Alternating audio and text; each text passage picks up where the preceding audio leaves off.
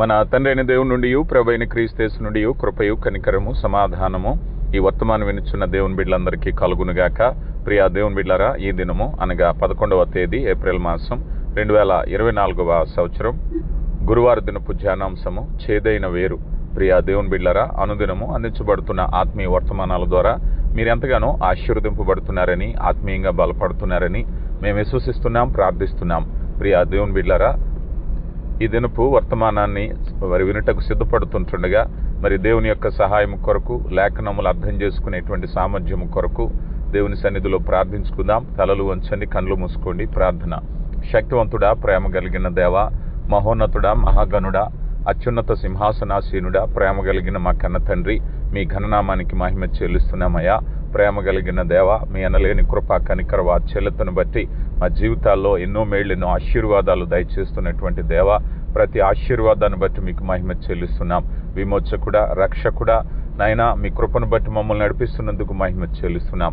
అనునిత్యము జీవార్థమైన మాటల చేత మమ్మల్ని బలపరిచి అయా మీ ప్రేమను ఎరిగి ఉండుట కృప దయచేస్తున్నారు. ప్రేమ కలిగిన దేవ, ఈ శ్రేష్టమైనటువంటి సమయంలో మీ వాక్యపు వెలుగులో మా జీవితాలను సరిచేసుకోవటానికి కృపనిస్తున్నందుకు మహిమ చెల్లిస్తున్నాం. మారు మనసు రక్షణ లేని హృదయాలను కదిలించండి. మీ దాసునిగా నన్ను మరుగుపరిచి కేవలం వర్తమానాన్ని మాత్రమే బయలుపరచండి. నాయన, మీరే మహిమా ఘనత పొందమని క్రీస్తు నామములో అడిగి వేడుకొంచున్నాం తండ్రి, ఆమెన్. ప్రియులరా, చేదైనటువంటి వేరు. సాధారణంగా చేదైన వేరు అనేటువంటి భావన మన తలంపుల్లోకి వచ్చేసరికి ఒక్కసారిగా యావగింపుగా ఉంటుంది. చేదు అనే పదం వచ్చేసరికి ఇంకా చెప్పాలి అని అంటే, ఏదైనా ఒక కూరగాయల వంట మనం వండినప్పుడు, బీరకాయలే కానీ ఏదైనా కాయలు వండినప్పుడు అందులో ఏదైనా ఒక చేదు పదార్థం ఉంటే ఒక్కసారిగా కష్టపడినటువంటి ఆ వంట అంతా కూడా చేదైపోతూ ఉంటుంది కదా, యావగింపుగా ఉంటుంది, కష్టమంతా నిర్వీర్యం అయిపోతూ ఉంటుంది. అది చేదైనటువంటి వేరు చేసేటువంటి పని ఏమిటంటే రుచిని హరిస్తూ ఉంటుంది కదా. చేదనేటువంటి భావము ఈ విధంగా మనం చూసినట్లయితే బైబిల్ గ్రంథంలో ఆత్మీయ పాఠాలు నేర్పించటానికి అపోస్తుడైనటువంటి పౌలు గారు కూడా చేదైన వేరు అనే పదాన్ని ఉపయోగించారు. రండి, బైబిల్ గ్రంథాన్ని తెరిచిపట్టుకోండి. హెబ్రీలకు రాయబడిన పత్రికలో 12వ అధ్యాయము 12 చదువుతున్నాను, దయచేసి గమనించండి. 12వ వచనం. కాబట్టి వడలిన చేతులను, సడలిన మోకాళ్లను బలపరచుడి, మరియు కుంటికాలు బెనకక బాగుపడు నిమిత్తము మీ పాదములు మార్గములు సరళము చేసుకునుడి. అందరితో సమాధానము, పరిశుద్ధత కలిగి ఉండుటకు ప్రయత్నించుడి. పరిశుద్ధత లేకుండా ఎవడనూ ప్రభువును చూడలేడు. మీలో ఎవడైనాను దేవుని కృపను పొందకుండా తప్పిపోవునేమో అని చేదైన వేరేదైనా మొలిచి కలవరపరచునని అనేకులు అపవిత్రులైపోదురేమో అని ఒక్క పూట కూటి కొరకు తన జ్యేష్ఠత్వ హక్కు అమ్మివేసిన ఏసావు వంటి భ్రష్టు అయినను వ్యభిచారైనను ఉండినేమో అని జాగ్రత్తగా చూచుకొనుడి. అపోస్తుడైన పౌలు గారు హెబ్రీ సంఘానికి ఈ పత్రిక రాస్తూ సంఘంలో కొన్ని బాధ్యతలను గురించి, ఆత్మీయమైనటువంటి తలంపులను గురించి, క్రమశిక్షణ గురించి తెలియపరుస్తూ మొదటిగా సహాయాన్ని గురించి మాట్లాడుతూ వడలిన చేతులను, సడలిన మోకాళ్లను బలపరచుడి అని అంటూ కుంటుకాలు బెనకక బాగుపడు నిమిత్తము మీ పాదములను మార్గములను సరళము చేసుకునుడి అన్నారు. ఏదైనా ఒక పని చేయాలి అనంటే ఆ పనిలో మనం ముందుకు వెళ్ళాలి. అలా ముందుకు వెళ్ళినట్లయితే ఆ పనిని చేయగలుగుతాం. ఆ పనిని ఆటంకపరిచేటటువంటి పనిని అపోస్తుడైన పౌలు గారు అన్నారు, చేదైన వేరేదైనా ఆటంకపరుస్తుందేమో. సాధారణంగా ఇందాక మనం అనుకున్నాం, ఏదైనా భోజనం మనం తినే పదార్థం తింటూ వెళుతూ ఉన్నాం. ఒక్కసారిగా నోట చేదనేటువంటి భావం వస్తే ఇక అంతకు ముందు తినడానికి ప్రయత్నించలేకపోతాం. ఎందుకంటే ఆ పదార్థము, ఆ ఆహారం ఒకవేళ తినదగినది కాదేమో. చేదనేది ఎప్పుడైతే వచ్చిందో ఆహార విషయంలో మనం ముందుకు వెళ్ళలేకపోతాం. చేదనే భావంలో అప్పుడప్పుడు వైద్యపరంగా మంచిది కావచ్చేమో, కానీ సాధారణంగా చేదనేటువంటిది చెడుగాను, చేదనేటువంటిది విష పదార్థంగాను, చేదనేటువంటిది రుచికరమైనది, తినడానికి అనుకూలమైనది కాదంటుగాను, అవరోధపరిచేదిగాను మనం చూస్తూ ఉన్నాం. అలాగే ఇక్కడ అపోస్తుడైనటువంటి పౌలు గారు ఆత్మీయ జీవితంలో ముందుకు వెళ్ళటానికి ఏదైనా చేదైన వేరు మొలిస్తే అది ఒకసారి జాగ్రత్త పడండి అని ఇక్కడ హెచ్చరిస్తున్నారు. ఈ చేదైనటువంటి వేరు ఏం చేస్తుందయ్యా అంటే కలవరపడుట వలన అనేకులు అపవిత్రులైపోదురేమో అని భయపడుతున్నాను అన్నారు. ఈ చేదైనటువంటి వేరు ఏం చేస్తుందయ్యా అన్నట్లయితే దేవుని కృప పొందుకోకుండా తప్పిపోతుంది కదా.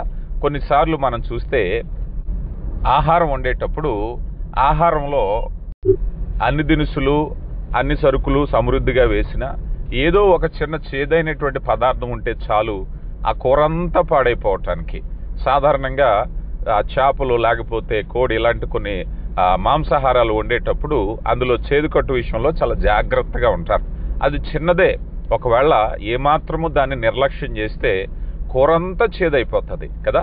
అలాగున ఇక్కడ ఈ చేదు చిన్నదే, కానీ దాని ప్రభావం అధికమైనదని చెప్తున్నారు అపోస్తుడైనటువంటి పౌలు గారు. ఏమని చెప్తున్నారు? దేవుని కృపే పొందకుండా పోతారట ఈ చేదైన వేరు వలన. ఈ చేదైన వేరు ముఖ్యంగా మానవుడు దేవుని దయ, దేవుని కృప పొందుకోవటానికే ప్రయత్నిస్తాడు. అలాంటి కృపే పొందకుండా పోయేలా చేసేది ఈ చేదైన వేరు గనక ఆ విశ్వాసము నుంచి తొలగిపోతారేమో అని నేను భయపడుతున్నానని పౌలు గారి హెబ్రీ సంఘానికి హెచ్చరిస్తున్నారు.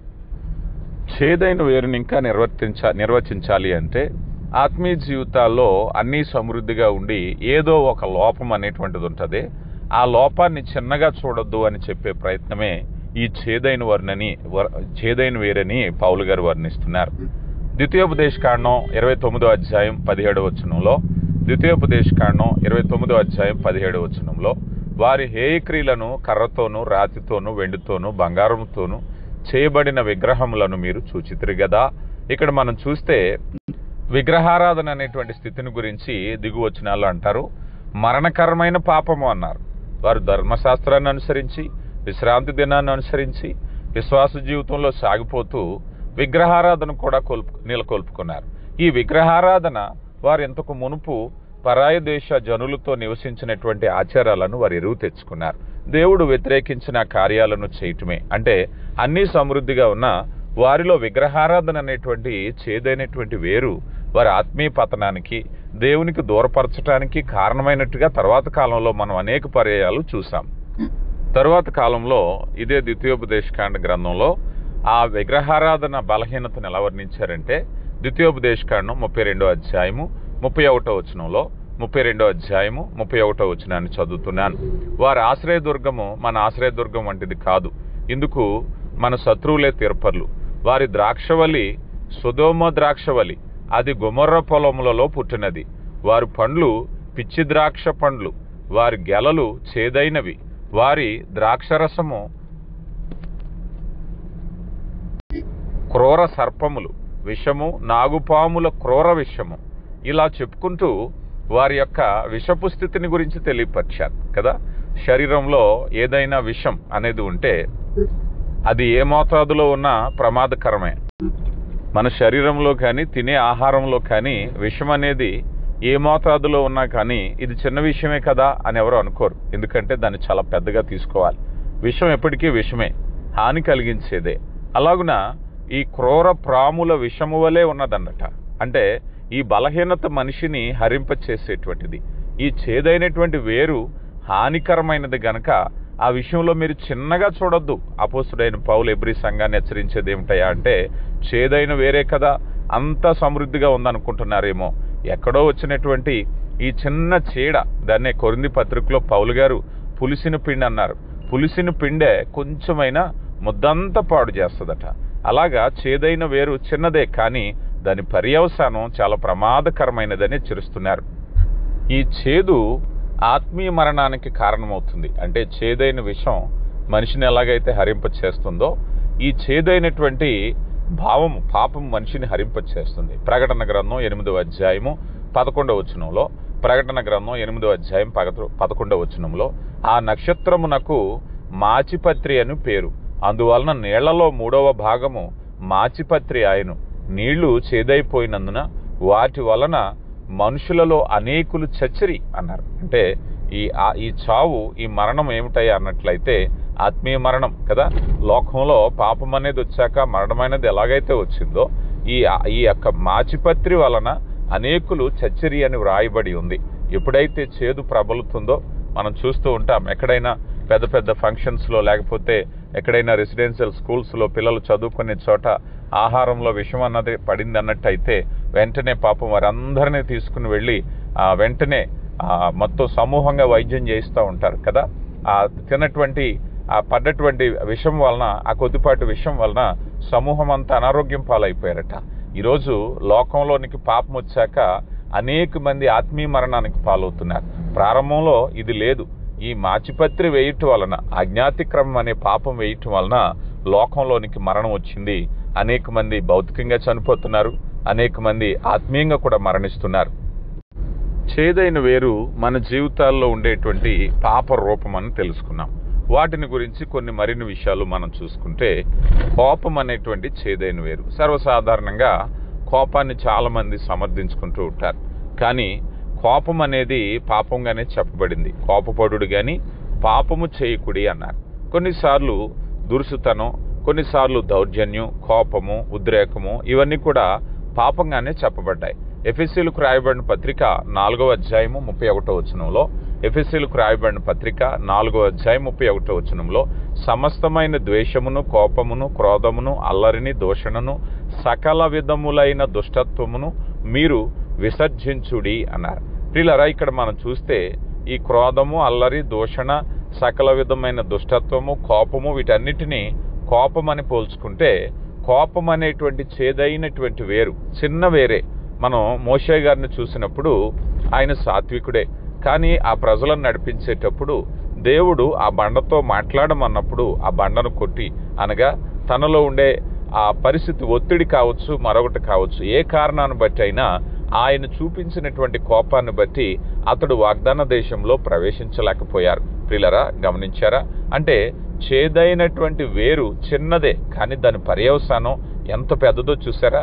చిన్నదే, పాపం చిన్నదే, మాట చిన్నదే, కోపం చిన్నదే, మన చూపు చిన్నదే, కానీ దాని పర్యవసానం ప్రమాదకరమైనటువంటిది. అందుకని ఇక్కడ చూస్తే మొట్టమొదటిగా కోపం అనేటువంటి చేదైన వేరు. ఒక ప్రియ సహోదరి, సహోదరుడా, నీ కోపాన్ని నువ్వు సమర్థించుకుంటున్నావా? నీ జీవితాన్ని, నీ నోటి దురుస్తనాన్ని, నీ యొక్క దుందుడుకు స్వభావాన్ని సమర్థించుకుంటున్నావేమో. నీ జీవితంలో అదే చేదైన వేరుగా ఉంది. దాన్ని సరిచేసుకోకపోతే ఎంత నష్టం మిగులుస్తుందో గమనిస్తున్నావా? కొంతమందిలో అసూయ, కొంతమందిలో స్వార్థం అనేటువంటి చేదైన వేరు. గౌరవప్రదమైన వ్యక్తులే, చదువుకున్న వారే, సంపాదన పరులే, పేరు ప్రఖ్యాత కలిగిన వారే, కానీ మనసులో ఉండేటువంటి ఒక చిన్న చెడు తలంపు, అది ఒకవేళ అసూయ కావచ్చు, ఈర్ష్య కావచ్చు, ఏదైనా కావచ్చు. మనం ఇర్మియా గ్రంథంలో 15వ అధ్యాయం 17వ వచనంలో అంటారు కదా, సంతోషించు వారి సమూహంలో నేను కూర్చుండలేదు, నేను ఉల్లసింపలేదు, కడుపు మంటతో నీవు నన్ను నింపి ఉన్నావు కనుక నీ హస్తకృత్యములు బట్టి నేను ఏకాకినై కూర్చుంటిని. నా బాధ ఏల ఎడతగనిదాయను, నా గాయములు ఏల ఘోరమైనవాయను, అది స్వస్థత నొందకపోనేలా. నిశ్చయముగా నీవు నాకు ఎండమావు అగుదువా, నిలువని జలమగుదువా? ప్రియులారా, గమనించండి. కొన్నిసార్లు మనిషి అంత బాగానే ఉంటున్నాడు, స్వార్థం అనేది ప్రారంభమైనట్లయితే అది పైకి కనిపించినటువంటిది కదా. చేదైన వేరు ఎలాగైతే అది పంటి కింద పడే వరకు దాని రుచి ఎలాగైతే మనకు తెలీదో, చూడటానికి చాలా చక్కగా కనబడతాయి. కాయగూరల్లో బీరకాయ చూస్తే అన్నీ ఒకలా కనిపిస్తాయి.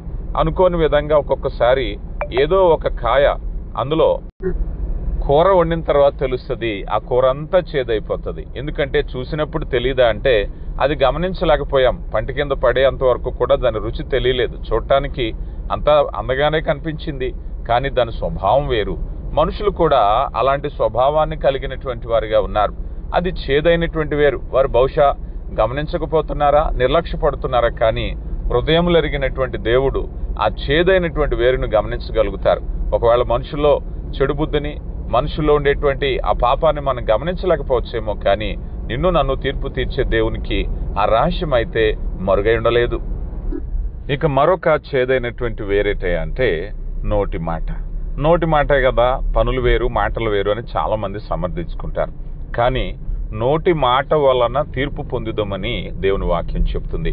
రోమీయులకు రాయబడిన పత్రిక 3వ అధ్యాయము 14వ వచనంలో వారి నోటి నిండా శపించుటయు పగయు ఉన్నవి అంటున్నారు. ప్రియులారా, గమనించండి. వారు నోరు చేదుతో నిండుకున్నది. కొంతమంది మాటల వల్ల విషం చిమ్ముతూ ఉంటారు. అంటే ఎదుటి వ్యక్తిని గాయపరచటం కావచ్చు, ఎదుటి వ్యక్తిని చెడ్డ చేయటం కావచ్చు. నోట్లో పగున్నది, నోట్లో చేదున్నది. ప్రియులారా, గమనిస్తున్నారా? ఈ నోరు దేవుని స్తుతించటానికి ఉపయోగించవలసిన నోరు, క్షేమాభివృద్ధి కొరకై పలకబడిన మాటలు పలకవలసినటువంటి నోరు కదా. మోషేతో దేవుడు చెప్తున్నారు, మోషే, నీకు నోరిచ్చిన వారు ఎవరయ్యా? మాట్లాడటానికి నాలుకనిచ్చింది ఎవరయ్యా? ఈరోజు దేవుడు నిన్ను నన్ను కూడా మాట్లాడుతున్నారు. ఇదిగో ఆయన నోరునిచ్చారు కదా. ఒకవేళ ఆ నోట్లో చేదైనటువంటి విషపు మాటలు ఏమైనా ఉన్నాయేమో, ఆ విషపు మాటలను బట్టి, ఎందుకనంటే దేవుని స్తుతించాలి, అనేకులను ప్రోత్సహించాలి, అనేకుల కొరకు ప్రార్థించాలి నీ నోరు. కానీ ఒకవేళ ఏ కారణాన్ని బట్టి అయినా చేదైన విషపు మాటలు పలుకుతున్నట్లయితే, ఇదిగో నీ యొక్క వ్యక్తిత్వం అంతా కూడా మాట తీరుని బట్టి పాడవుతుంది కదా. ఒకవేళ నువ్వు మంచి మనిషివే కావచ్చు, ఎవరికి నువ్వు అపకారం తలపెట్టిన మనిషివే కావచ్చు, కానీ నీ నోటి మాట వలన నీవు తీర్పు తీర్చబడతావు. ప్రియులారా, జీవ మరణములు నాలుక వశమని దేవుని వాక్యంలో చెప్పటం మనం చూస్తూ ఉన్నాం. కనుక నాలుక విషయంలో అనగా మాట విషయంలో చాలా జాగ్రత్త కలిగి ఉండాలి. ఎందుకనంటే నీ మాట విషపు వేరుగా ఉంటుందేమో, చేదైన వేరుగా ఉంటుందేమో పరిశీలించి సరిచేసుకునేటువంటి ప్రయత్నం చేయాలి. ఈ విషయాన్ని గురించి కీర్తనాకారుడు 10వ సంకీర్తన 7వ చరణంలో అంటున్నారు. 10వ సంకీర్తన 7వ చరణంలో, వారు నోరు శాపముతోనూ కపటముతోనూ వంచనతోనూ నిండి ఉన్నది, వారి నాలుక కింద చేటును పామును ఉన్నవి అంటున్నారు. పిల్లలు గమనిస్తున్నారా? వారి నాలుక కింద చేటును పాము ఉన్నాయి అంటే ఎంత ప్రమాదకరమైనటువంటి మాటలు, విషపు మాటలు, మనిషిని హాని తలపెట్టే మాటలు, గాయపరిచే మాటలు. ప్రియులరా, ఒకవేళ అలాంటి చేదైనటువంటి వేరుంటే అది దేవుని తీర్పుకు మనల్ని లోపరుస్తుంది కదా. సరి చేసుకుందాం, మాట తీరును సరి చేసుకోవాలి. కొంతమంది కోపంలో మాట్లాడామనో లేకపోతే ఆవేశంలో మాట్లాడామనో సరి చేసుకునేటువంటి ప్రయత్నం చేస్తూ ఉంటారు. కానీ వాక్యం చెప్తుంది అది చేదైనటువంటి వేరు. అది చిన్నగానే ఉండొచ్చు, దాన్ని నువ్వు సమర్థించుకోవచ్చు, దాన్ని ఒకవేళ నువ్వు గుర్తించకపోవచ్చు, కానీ పర్యవసానం మాత్రం విచారకరమైనటువంటిది. ప్రియులారా, చేదైనటువంటి వేరు నిర్వచనాలను మనం చూసాం కదా. దానికి కొన్ని ఉదాంతాలను మీ ముందుంచుతాను. చేదైనటువంటి వేరు పనిచేసే తీరు ఎలా ఉంటుందో మనం చూస్తే, ఆదికాండము 4వ అధ్యాయంలో ఒక సంఘటన మనకు కనిపిస్తుంది. అన్నదమ్ములు ఇద్దరు బలి అర్పించడానికి వెళ్లారు. తమ్ముని బలి అంగీకరించబడింది, అన్న బలి అంగీకరించబడలేదు. అంటే ఇప్పుడు అన్నలో ఉండేటువంటి చేదైనటువంటి వేరేదైతే ఉందో అది అసూయ కారణమైంది. అసూయ కాస్త పగగా మారింది, పగ కాస్త ప్రాణం తీసింది. అంటే చేదైన వేరు చిన్నదే. ఇక్కడ మనం అన్నదమ్ముల మధ్య గొడవకు గల కారణము ఏమై ఉంటుందో మీరు ఆలోచన చేయండి. ఆస్తి తగాదా కాదు, మరొక తగాదా కాదు, లేకపోతే డబ్బు గురించో లేకపోతే పదవి గురించో ఇంకొకటో కూడా కాదు. ఒక చిన్న కారణం, మనిషికి కనిపించనంత కారణమే అసూయ అనే కారణం. ఎవరు కనిపెడతారు చెప్పండి అసూయ అనేటువంటిది? అన్నకి తమ్ముడి మీద అసూయ వచ్చింది. తమ్ముడు బలి అర్పించబడటం అనేది అంగీకరించలేకపోయాడు. ఆ చిన్న చేదైన వేరు చిన్నగా తీసుకుంటే తర్వాత ఏం చేసిందయ్యా అన్నట్లయితే సొంత తమ్ముడిని హత్య చేయటానికి పురికొల్పింది. బైబిల్ గ్రంథంలోనే మొట్టమొదటి మరణం లేక మొట్టమొదటి హత్యగా మనం చూస్తున్నాం. ఈ మొట్టమొదటి మరణం లేక హత్యకు గల కారణం ఏమిటో తెలుసా? అసూయ అనేటువంటి ఒక చిన్న చేదైనటువంటి వేరు. ప్రియులారా, నీ జీవితంలో ఏదైనా ఇది చిన్నదే కదా, ఈ చేదైన వేరు నువ్వు అనుకుంటున్నావేమో, కానీ పర్యవసానం ఎంత భయంకరంగా ఉంటుందో మనం చూస్తున్నాం. అలాగా తన తమ్ముడు చావుకు కారణమైనట్టుగా ఈ వ్యక్తిని మనం చూస్తున్నాం. ఈ కయ్యనున్నటువంటి స్థితిని గురించి యూదా పత్రికలో కూడా ప్రస్తావిస్తూ, యూదా పత్రికలో ఒకే అధ్యాయం ఉంటుంది కదా, 11-12 వచనాల్లో, వీరైతే తాము గ్రహింపవలసిన విషయములను గూర్చి దూషించి వారై వివేక శూన్యం మృగముల వలె వేటిని స్వాభావికంగా ఎరుగుదురో వాటి వలన తమను తాము నాశనము చేసుకుందరు అన్నారు. ఇక్కడ మనం చూస్తే వివేక శూన్యులు అంటారు. మనిషి తన యొక్క చేదైన వేరును గమనించకపోవటమే వివేక శూన్యత్వం. మనిషి ఎంత తెలివితేటలున్నా, ఎంత జ్ఞానం ఉన్నా, ఎంత చదువుకున్నా కూడా తనలో ఉండేటువంటి చేదైన వేరు, ఆత్మీయత బలహీనతను గురించి మనం తెలుసుకోకపోయినట్లయితే వివేక శూన్యులమే కదా. అలా తెలుసుకుంటూ అయ్యో వారికి శ్రమ, వారు కయ్యను నడిచిన మార్గమును నడిచిరి అన్నారు. ఈ కయ్యను మార్గం ఎలాంటిదయ్యా అన్నట్లయితే వివేక శూన్యమైనటువంటి మార్గం. ఈ కయ్యను మార్గంలో వారిలో ఉండేటువంటి చేదైన వేరును పరిశీలన ఎరిగి ఉండటానికి అవకాశం లేని మార్గం. ఈ కయ్యను మార్గంలో ఆ చేదైన వేరును సరిచేసుకునేటువంటి తపన లేకపోవటం. ఈరోజు కూడా మన జీవితంలో ఒకవేళ చేదైన వేరుందా, విచారపడవద్దు. దాన్ని మార్పు చేసుకోవడానికి ప్రభు సహాయం చేయడానికి ఇష్టపడుతున్నారు. నీవు సిద్ధమేనా? కానీ కొంతమంది వివేక శూన్యంతో వారు మారు మనసు పొందటానికి ఎట్టి పరిస్థితుల్లో ఇష్టపడరు. వారు అదే జీవితాన్ని కొనసాగించాలనుకుంటారు. అలాంటి జీవితాన్ని వివేక శూన్యమైనటువంటి జీవితము అని వర్ణించటాన్ని మనం చూస్తున్నాం. ఇక తరువాత బైబిల్ గ్రంథంలో మరొక ఉదాహరణ యాసోవు. యాసావు ఆకర్షితుడు, ఆహారానికి ఆకర్షితుడైనటువంటి వాడు. తనలో ఉండేటువంటి ఆ చిన్న చేదైనటువంటి వేరు. హెబ్రీలకు రాయబడిన పత్రిక 12వ అధ్యాయం 17వ వచనంలో యాషావు ఆ తరువాత ఆశీర్వాదం పొందగోరి కన్నీళ్లు విడుచుచు దానికోసం శ్రద్ధగా వెతికినను మారు మనసు పొందని అవకాశము దొరకక విసర్జించబడినని మీరు ఎరుగుదురు కదా అన్నారు. ఈ యాసావు చేసినటువంటి పొరపాటు ఏమిటాయా అంటే, మనం ఆదికాండం 25వ అధ్యాయం చూస్తాం కదా. అతడు యాకోబు జ్యేష్ఠత్వాన్ని నమ్ముకోవటానికి, అంటే పూట కూటి కొరకు ఆగలేనటువంటి, అంటే శరీరంలో ఉండేటువంటి ఆశలు, దాని తర్వాత వ్యభిచారి అనే మాటను కూడా ఉపయోగించారు. అంటే కోరికలు అణుచుకోలేనటువంటి వ్యక్తిగా యాషావును మనం చూస్తూ ఉన్నాం. యాషావు మంచి పనివాడే, నేర్పరితనం కలిగిన వాడే, జ్ఞానవంతుడు కావచ్చు. కానీ అతనిలో నియంత్రించుకునేటువంటి స్వభావం లేకపోవటం కదా. మనలో కూడా చాలా మంది ఆత్మీయ జీవితాల్లో వారి యొక్క ఆ కోరికలను నియంత్రించుకునేటువంటి శక్తి లేకపోవటం వల్ల ఆ చేదైనటువంటి వేరు వారి ఆత్మీయ జీవితానికి పతనానికి కారణమవుతూ ఉంది. కనుక ప్రియ దేవుని బిడ్డ, ఈరోజు నీ జీవితంలో ఏ విధమైనటువంటి బలహీనత, ఏ విధమైనటువంటి చేదైన వేరున్నా దాన్ని ఒకవేళ నిర్లక్ష్యం చేస్తున్నావేమో. చాలా మంది ఆ చేదైన వేరు అంటే పాపాలు అనేటువంటి వాటిని, రహస్య పాపాలు, లేకపోతే వారి పరిభాషలో చిన్న విషయాలు అనుకుని నిర్లక్ష్యం చేస్తూ ఉంటారు. కానీ వాటి పర్యవసానం తీవ్రంగా ఉంటుందనే విషయాన్ని మనం చూస్తున్నాం. ప్రియులరా, మరి ఈ అంశాన్ని రేపటి దినాన్ని నేను కొనసాగిస్తాను. శ్రద్ధగా వినండి. దేవుడు మిమ్మల్ని దీవించును గాక. ఆమేన్. ప్రార్థించుకుందాం. కృపగలిగిన దేవా, ప్రేమ నమ్మకం కలిగిన మహోన్నతుడా, మీ ప్రేమను బట్టి వందనాలు. జీవార్థమైన మాటలు మాతో మాట్లాడారయ్యా. అవునైనా చేదైనటువంటి వేరు మా జీవితాల్లో ఉందేమో సరిచేసుకోవటానికి కృప దయచేయండి. కృపగలిగిన దేవా, ఆదరించండి, బలపరచండి, మీ ప్రేమ చేత నింపండి. శక్తివంతుడా, మీ కృపను బట్టి నాయనా మేమందరము జీవార్థమైన మాటల చేత నింపబడుచుంటుండగా మా జీవితాలు కట్టబడులాగున కార్యము జరిగించండి. అవునాయన ఆత్మీయంగా బలపరచండి, స్థిరపరచండి. మీరే మహిమా ఘనత పొందమని క్రీస్తు నామములో అడిగి వేడుకొంచున్నాం తండ్రి. ఆమెన్.